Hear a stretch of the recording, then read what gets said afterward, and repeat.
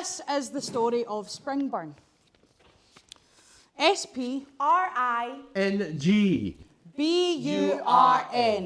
The theme of this year's Doors Open Festival Glasgow is We're All Here, Diversity and Diaspora, unpacking how immigration and emigration have moulded and continue to mould Glasgow into the vibrant, multicultural hub it is today.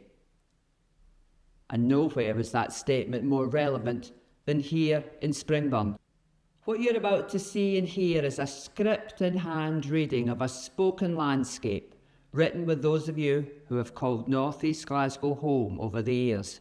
If, like me, you thought you knew Springburn, maybe this piece will serve as a more informed picture of an area which has given so much to our wider city and country over the years, and continues to give.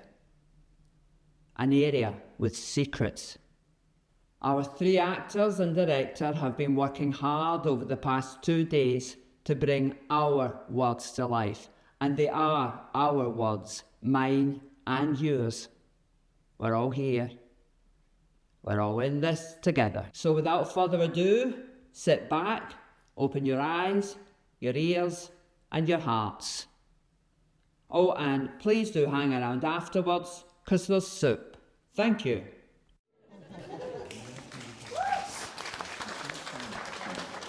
S is also for St. Ronald's. I gave my name You've missed a bit out. I have not. The St. Rolux is also known as bit. Can we move on, please? We've only got 30 minutes, remember? Aye, on you go. I'm right, but... North Glasgow was actively ignored. When it was deindustrialised, it's held no importance to anyone, so it was ignored. And if you complain about it, then you're just somebody with a chip on your shoulder from the area, because that's how it's seen. And you live with that all the time. This feeling of being othered by your own city. Says who? Says the historical record. When I started secondary school, St. Roch's, you could still get a job in the Cali when you finish work. That's where we were. We were a feeder school for the Cali. And by the time I left at 16, you could maybe get a job as a draftsman, and then it closed within a couple of years. Ugh, so much change, so much lost. So in my lifetime, it went from guaranteed employment to no job for you. It has to happen. It's progress. It has to happen, it's progress. It has to happen, it's progress. It's been really exciting. I mean, the actors have very much embraced it, and it helps that they're both from working class families, and they bring their own experiences of moving areas and changing the demographics of areas and so on. That's been quite interesting. And then finding their own connections to the story, because although this is about North Glasgow, it's not just about that. It's about what the ruling classes, the people who have power in this country, do to areas when they no longer have an importance to them. And that's common to lots of working class areas. Does it have to happen? And if it does happen, then why does it have to happen? Oh, they're slums. Yeah, that's what we're told. That's why most of the tenants go. And okay, stairhead toilets are no joke, but Sight Hill is not slums. Sight Hill has underfloor heating and it's gone. The blocks would be considered architecturally significant these days. I mean, who gets to decide what's important and what's not? Who gets to decide it's okay to demolish folks' homes rather than upgrade good, solid housing? Who decides to just let a whole area fall into disrepair and then knock 85% of it down and run an expressway through what's left? Just thinking about the love that people have for Springburn, but also the frustration and the maybe the anger as well about what has happened to the place. This project has been about reviving that lost heritage of Springburn, the lived experience of the working class community that once built the world's railways from this area. And this grand industrial endeavour, the winter gardens, the public halls, the libraries, all of the shared social infrastructure that unravelled so spectacularly from the 1960s to the 1990s. The works are gone, but the new Springburn campus of Kelvin College stands on the site, and if you look up... Up! It's always up in Springburn. There is an homage to the sloping skylighted windows beneath which thousands of men and women built tens of thousands of trains. Oh, we never call them trains, darling. We call them engines. I'm chair of Springburn Winter Gardens Trust, and we've really enjoyed partnering with Jack Dixon and the performers on this project over the last few months. It's been really powerful. The event today has been held in the Springburn Auditorium. It's a kind of unique, upcycled community arts venue.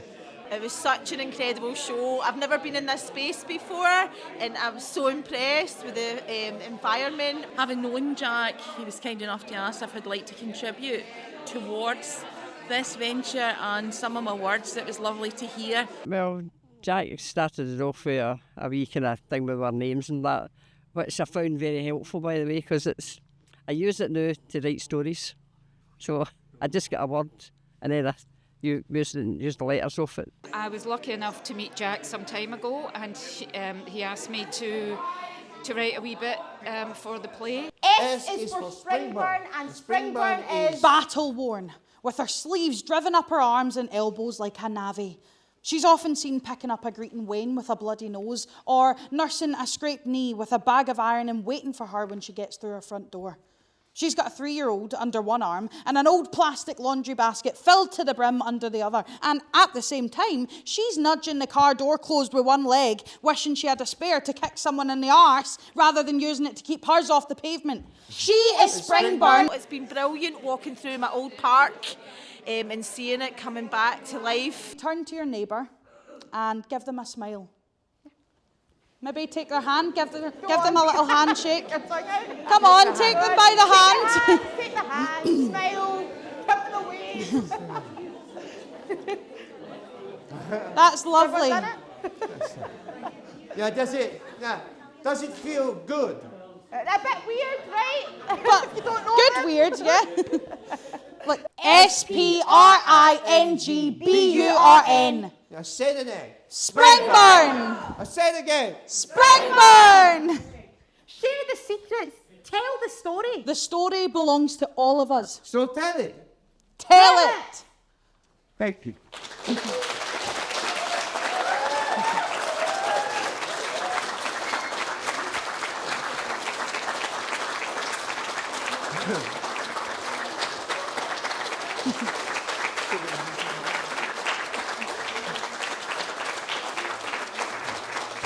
Excellent stuff today. Yeah. I'm chair of Spirit of Springburn, and I took part in this absolutely fantastic play. And I came along today not knowing what to expect. It was absolutely brilliant. I loved the way that each of the pieces of writing was adapted into the history of Springburn, and it took me right back to a time when I wasn't even around then, but it just fit things in context, told the history, told the stories, and it was just absolutely wonderful.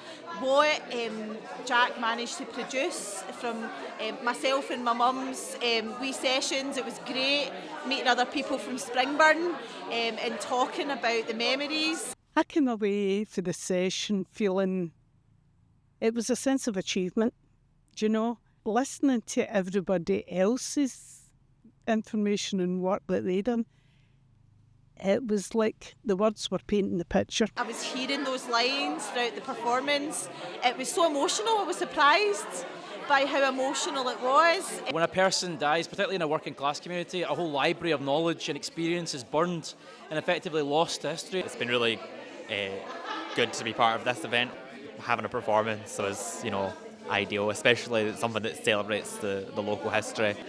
And it was excellent the way they used some of our stuff during it. It was really good. I've looked forward to it today, but I didn't think it would be as good as it was. It's really excellent, yeah. I thought it was very inventive, very innovative, it was inclusive and of great historical value for anyone that comes from or has links to Springburn. I think it should be rolled out more extensively, especially into schools, for the children to let them know just what Springburn was before the devastation. I'd like to thank Jack and all the actors involved, and obviously the funding that they received is greatly appreciated and much needed. I'm so pleased I came along today. I thought it was absolutely brilliant. I think using humour in the way it was to tell the history of Springburn in a way that builds confidence, because a lot of people in Springburn, a lot of people locally don't know the history. It's been really interesting for me to see so many people who aren't, fourth, fifth generation people from North Glasgow. They're the people who are here volunteering and finding the life in this place again. They're making this place their own. And that's encouraging, I think, for the people who have spent their whole lives here, because other people are seeing the value. And if we look towards Springburn's future, it's about learning from that past experience and harnessing that identity and using these artefacts of its past, these grand ruins like the Winter Gardens, and reviving them is a key part of the area's future. And that's what this project's all been about. It's not just about the buildings, it's about the spirit that drove their creation. And that's why this project's been so important and so exciting to be a part of. And it was quite interesting, particularly the part about the bandstand moving around in the park. And in some senses, the bandstand's now here. So glad that the spotlight's being shone on Springburn again.